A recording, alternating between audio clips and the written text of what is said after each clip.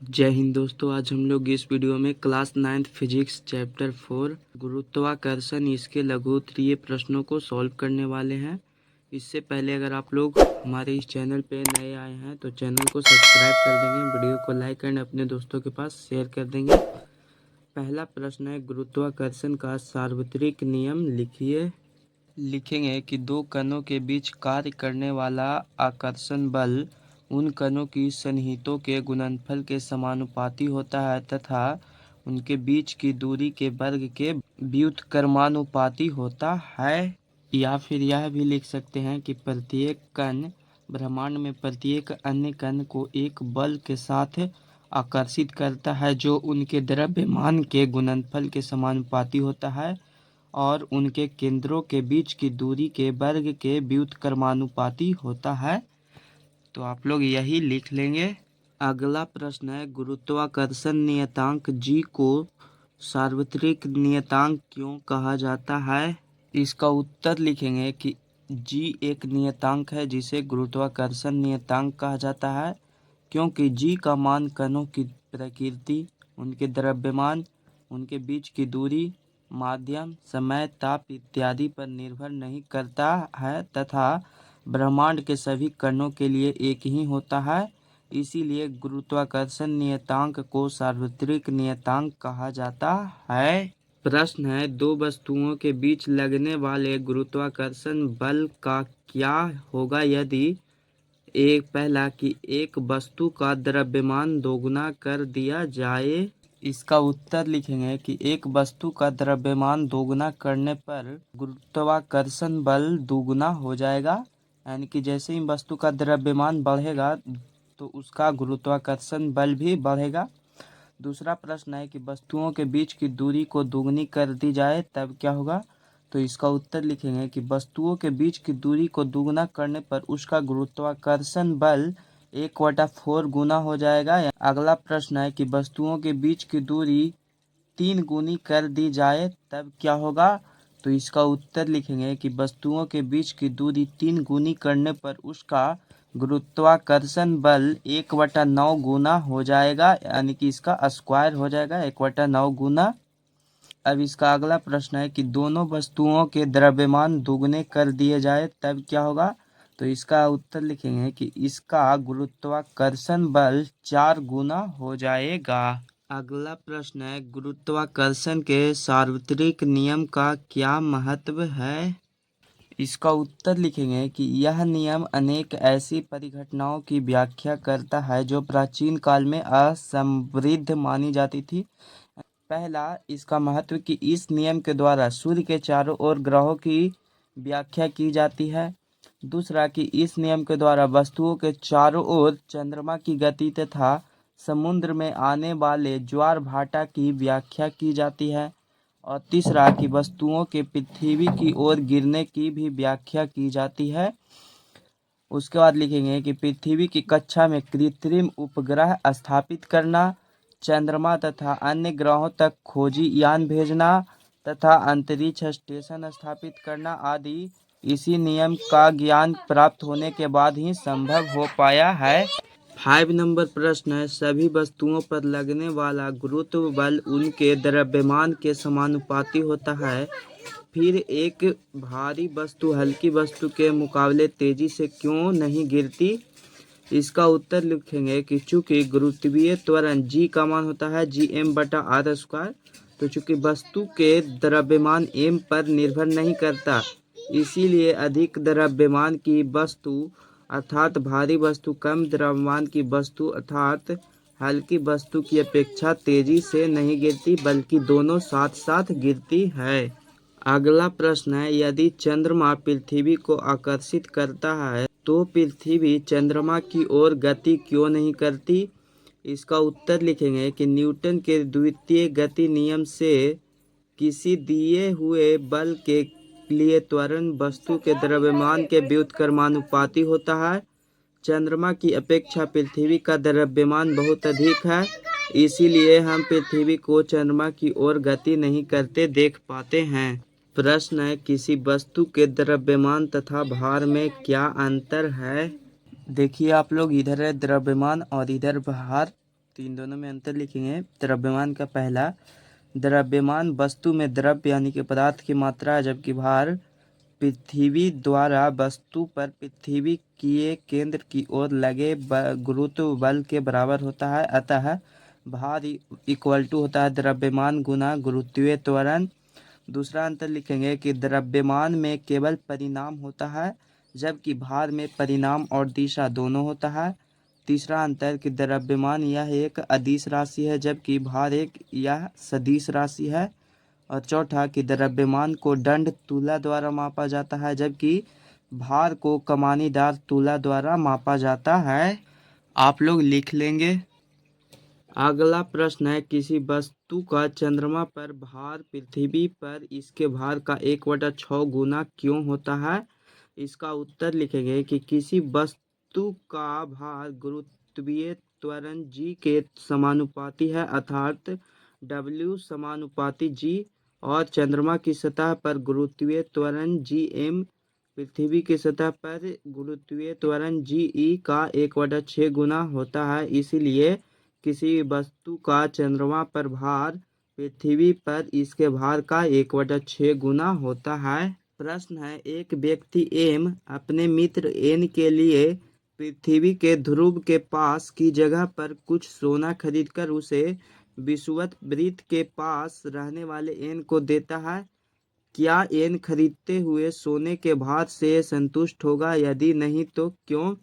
इसका उत्तर लिखेंगे कि पृथ्वी के ध्रुव पर गुरुत्वीय त्वरण का मान जीपी विषुवत वृत्त पर गुरुत्वीय त्वरण के मान जीई से अधिक होता है। अतः उस कुछ द्रव्यमान के सोने का भार ध्रुव की अपेक्षा विषुवत वृत्त पर कम प्रतीत होगा। इसीलिए एन सोने के भार से संतुष्ट नहीं होगा। 10 नंबर प्रश्न है, एक पतली परंतु मजबूत डोरी से बने पट्टे की सहायता से किताबों से भरे स्कूल बैग को उठाना कठिन होता है, क्यों? इसका उत्तर लिखेंगे कि जब हम पतली डोरी से बने पट्टे की सहायता से किताबों से भरे स्कूल बैग को उठाते हैं तो बैग का सारा भार हमारे हाथ पर पतली डोरी के बहुत कम क्षेत्रफल के बराबर के क्षेत्रफल पर आरोपित होता है, जिससे हाथ पर अत्यधिक दाब पड़ता है। इसीलिए पतली डोरी के पट्टे से भारी बैग को उठाना कष्टकर और कठिन होता है। अगला प्रश्न है, एक भारी बक्से को पतले तार के बने हत्थे से ले जाना कठिन होता है, पर लकड़ी या प्लास्टिक के चौड़े हत्थे से ले जाना आसान होता है, क्यों? इसका उत्तर लिखेंगे कि भारी बक्से को इसके हत्थे से उठाने पर हाथ पर दाब पड़ता है, और दाब इक्वल टू होता है बल बटा क्षेत्रफल। तो बक्से को उठाने में लगा बल तो नियत है, यदि क्षेत्रफल अधिक हो तो दाब कम हो जाएगा। पतले तार के बने हत्थे का क्षेत्रफल कम रहता है, इसीलिए बक्से को उठाने पर तलहथी पर दाब अधिक पड़ता है, परंतु लकड़ी या प्लास्टिक के बने मोटे चौड़े हत्थे का क्षेत्रफल अधिक रहता है। इसीलिए बक्से को उठाने पर तलहथी पर दाब अपेक्षाकृत कम पड़ता है, जिससे सुविधा होती है। प्रश्न है, उत्प्लावकता से आप क्या समझते हैं? इसका उत्तर लिखेंगे कि जब किसी वस्तु को पानी में डुबोते हैं तो उस पर पानी द्वारा ऊपर की ओर एक प्रकार का बल लगता है, जिसे उत्प्लावन बल कहते हैं, तथा यह क्रिया उत्प्लावकता कहलाती है। आप लोग लिख लेंगे। अगला प्रश्न है, आर्किमिडीज का सिद्धांत क्या है? इसका उत्तर लिखेंगे कि जब कोई वस्तु किसी द्रव या गैस में पूर्णतः या अंशतः डुबाई जाती है तो उसके भार में आभासी कमी आ जाती है, जो वस्तु के डूबे हुए भाग द्वारा हटाए गए द्रव या गैस के भार के बराबर होता है। तो आप लोग इसे लिख लेंगे। अगला प्रश्न है, पानी की सतह पर रखने पर कोई वस्तु क्यों डूबती या तैरती है? इसका उत्तर लिखेंगे कि क्योंकि पानी द्वारा वस्तु पर लगने वाला उत्प्लावन बल पानी की सतह पर रखे गए वस्तु के भार के बराबर या कम है। इसीलिए पानी की सतह पर रखने पर कोई वस्तु डूबती या तैरती है। तो समझिए कि यदि किसी वस्तु का भार पानी के भार से अधिक होगा तो वह वस्तु पानी में डूब जाएगी, और यदि जब किसी वस्तु का भार पानी के भार से कम होता है तो वह वस्तु ऊपर होकर तैरने लगती है। आप लोग समझ गए होंगे। अभी तक आप लोग चैनल को सब्सक्राइब नहीं किए होंगे तो सब्सक्राइब कर देंगे और अपने दोस्तों के पास वीडियो को शेयर कर देंगे। 15 नंबर प्रश्न है, पिंड के भार को क्या होता है जब उसे द्रव में डुबोया जाता है। इसका उत्तर लिखेंगे कि जब किसी पिंड को द्रव में डुबोया जाता है तब उस पर एक उत्प्लावन बल ऊपर की ओर कार्य करता है। इस बल के कारण पिंड के भार में हानि होती है। पिंड के भार में यह हानि पिंड द्वारा विस्थापित द्रव के भार के बराबर होती है।